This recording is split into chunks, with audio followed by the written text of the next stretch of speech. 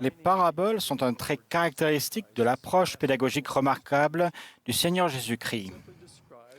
Dit simplement, les paraboles du Sauveur sont des histoires utilisées pour comparer les vérités spirituelles aux choses matérielles et aux expériences de la condition mortelle. Par exemple, les évangiles du Nouveau Testament regorgent d'enseignements comparant le royaume des cieux à un grain de sénévé, à une perle de grand prix, à un maître et aux ouvriers de sa vigne, à 10 vierges et à bien d'autres choses. Les Écritures indiquent que pendant son ministère en Galilée, le Seigneur ne parlait pas point sans parabole. Le sens ou message voulu d'une parabole n'est habituellement pas donné explicitement. Au contraire, l'histoire ne transmet des vérités divines à celui qui la reçoit que proportionnellement à sa foi en Dieu, à sa préparation spirituelle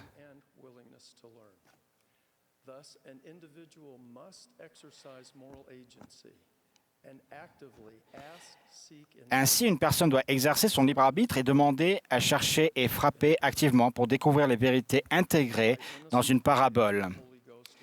Je prie sincèrement pour que le Saint-Esprit éclaire chacun de nous tandis que nous réfléchissons à la parabole de noces. Jésus leur parla de nouveau en parabole et dit : « Le royaume des cieux est semblable à un roi qui fit des noces pour son fils.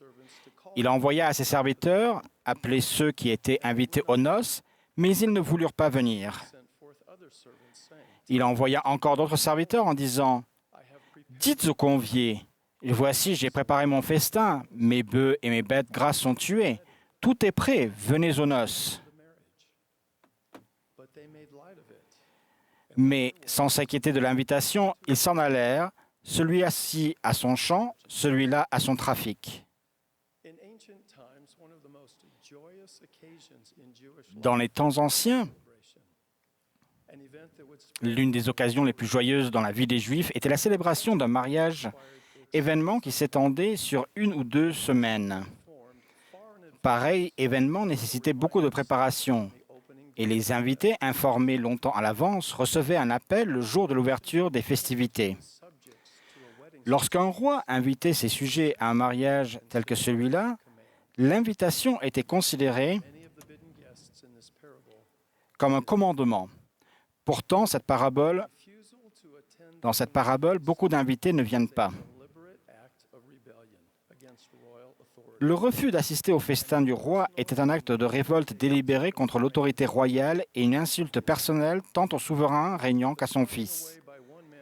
Le fait que l'un d'eux se détourna pour aller à sa ferme et l'autre à ses affaires montre qu'ils se fourvoyaient sur leurs priorités et affichaient un mépris total de la volonté du roi. La parabole continue. Alors il dit à ses serviteurs : « Les noces sont prêtes, mais les conviés n'en étaient pas dignes. Allez donc dans les carrefours et appelez aux noces tous ceux que vous trouverez. » Ses serviteurs allèrent dans les chemins, rassemblèrent tous ceux qu'ils trouvèrent, méchants et bons, et la salle des noces fut pleine de convives.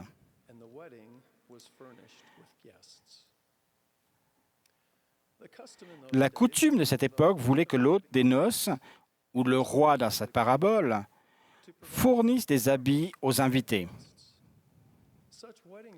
Ces vêtements pour les noces étaient des tuniques simples et ordinaires que toutes les personnes présentes portaient.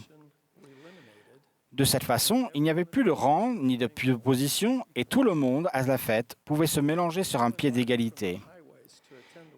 Les personnes invitées dans la rue pour aller aux noces n'avaient ni le temps ni les moyens de se procurer des vêtements appropriés pour l'événement. Par conséquent, le roi leur a probablement donné des vêtements de sa propre garde-robe.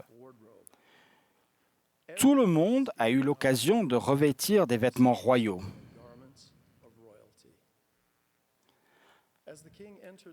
En entrant dans la salle de banquet, le roi a observé des convives et remarqué immédiatement que l'un d'eux ne portait pas d'habit de noces.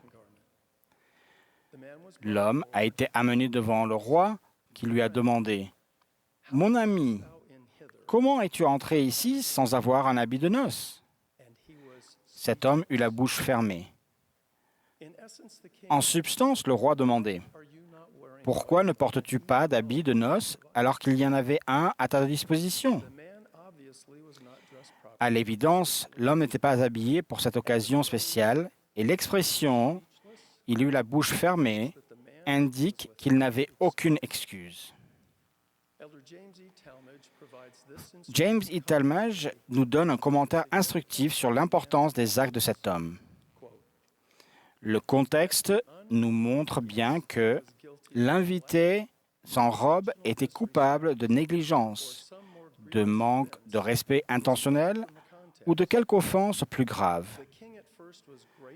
Le roi montra tout d'abord une considération gracieuse, demandant seulement comment l'homme était entré sans vêtements de noces. Si l'invité avait été capable d'expliquer son aspect exceptionnel ou avait eu une excuse raisonnable à offrir, il aurait certainement parlé, mais on nous dit qu'il resta muet. L'invitation du roi avait été faite libéralement à tous ceux que ses serviteurs avaient trouvés. Mais chacun d'eux devrait entrer dans le palais royal par la porte, et avant de parvenir à la salle du banquet, dans laquelle le roi apparaît en personne, chacun devrait être habillé convenablement. Mais le transgresseur était entré d'une autre manière et n'était pas passé devant les sentinelles postées à l'entrée. C'était un intrus. Fin de citation. John O'Reilly, un auteur chrétien, a remarqué que le refus de l'homme de porter un vêtement de noces était un exemple flagrant de manque de respect à l'égard du roi et de son fils. Ce n'était pas qu'il n'avait pas d'habit de noces, mais plutôt qu'il avait choisi de ne pas en porter. Par esprit de rébellion, il a refusé de s'habiller convenablement pour l'occasion. La réaction du roi a été rapide et décisive. Liez-lui les pieds et les mains et jetez-le dans les ténèbres du dehors, où il y aura des pleurs et des grincements de dents. Frères et sœurs, le jugement du roi n'était pas principalement basé sur le fait que l'homme n'avait pas l'habit de noces, mais qu'il était en fait déterminé à ne pas en porter. L'homme désirait les honneurs d'être au festin des noces, mais ne voulait pas suivre la coutume du roi. Il voulait faire les choses à sa façon. Le fait qu'il ne portait pas de tenue appropriée a révélé sa rébellion intérieure contre le roi et ses instructions. La parabole se termine par ce verset profond, car il y a beaucoup d'appelés, mais peu d'élus. Il est intéressant de noter que, dans sa traduction inspirée de la Bible, Joseph Smith a ajouté ce qui suit au verset. Car il y a beaucoup d'appelés, mais peu d'élus. Par conséquent, tous n'ont pas d'habit de noces. L'invitation au banquet de noces et le choix de prendre part au festin sont liés, mais différents. L'invitation est faite à tous les hommes et femmes. Une personne peut même accepter l'invitation et s'asseoir à la table, tout en se voyant refuser de prendre part au festin parce qu'elle n'a pas l'habit de noces approprié. Celui de la foi qui convertit au Seigneur Jésus et à sa grâce divine. Ainsi, nous avons à la fois l'appel de Dieu et notre réponse individuelle à cet appel. Et beaucoup peuvent être appelés, mais peu seront élus. Être ou devenir élu n'est pas un statut exclusif qui nous est conféré. Au contraire, vous et moi pouvons en définitive choisir d'être élus en exerçant notre libre arbitre avec droiture. Veuillez noter l'utilisation du mot « élu » dans les versets bien connus suivants de Doctrine et Alliance. Voici, il y a beaucoup d'appelés, mais peu d'élus. Et pourquoi ne sont-ils pas élus? Parce que leur cœur se porte tellement vers les choses de ce monde et aspire tant aux honneurs des hommes. Je crois que l'implication de ces versets est assez simple à comprendre. Dieu n'a pas une liste de favoris à laquelle nous devons espérer qu'un jour notre nom soit ajouté. Il ne limite pas les élus à un petit nombre. Au lieu de cela, c'est notre cœur, nos désirs, notre respect des alliances et ordonnances sacrées, notre obéissance aux commandements et surtout la grâce et la miséricorde rédemptrice du Sauveur qui détermine si nous serons comptés parmi les élus de Dieu. Car nous travaillons diligemment à écrire pour persuader nos enfants et aussi nos frères de croire au Christ et d'être réconciliés avec Dieu, car nous savons que c'est par la grâce que nous sommes sauvés, après tout ce que nous pouvons faire. Dans la trépidation de notre vie quotidienne et l'agitation du monde contemporain dans lequel nous vivons, nous pouvons nous laisser distraire des choses éternelles qui comptent le plus en donnant la priorité au plaisir, à la prospérité, à la popularité et à la notoriété. Nos préoccupations à court terme concernant les choses du monde et les honneurs des hommes peuvent nous conduire à abandonner notre droit de naissance spirituel contre bien moins qu'un plat de lentilles. Je répète l'exhortation du Seigneur à son peuple par l'intermédiaire d'Agé, prophète de l'Ancien Testament. Ainsi parle maintenant l'Éternel des armées. Considérez attentivement vos voies.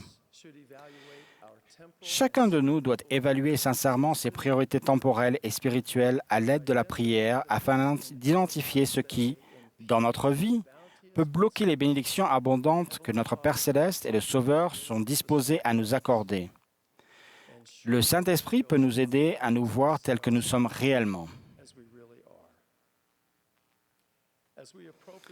Si nous recherchons de façon appropriée le don spirituel d'avoir des yeux pour voir et des oreilles pour entendre, je vous promets que nous recevrons la capacité et le jugement nécessaires pour fortifier le lien de notre alliance avec le Seigneur vivant. Nous recevrons aussi le pouvoir de la divinité dans notre vie et à la fin, nous serons appelés et élus pour le festin du Seigneur. Réveille-toi, réveille-toi, revêt-toi de ta force, ô Sion, car Sion doit croître en beauté et en sainteté, ses frontières doivent être élargies, ses pieux doivent être fortifiés. Oui, en vérité, je vous le dis, Sion doit se lever et revêtir ses habits d'apparat. Je témoigne avec joie de la divinité et de la réalité vivante de Dieu, notre Père éternel, et de son Fils bien-aimé Jésus-Christ. Je témoigne que Jésus-Christ est notre Sauveur et Rédempteur et qu'il vit. Je témoigne également que le Père et le Fils sont apparus au jeune Joseph Smith, inaugurant ainsi le rétablissement de l'Évangile du Sauveur dans les derniers jours.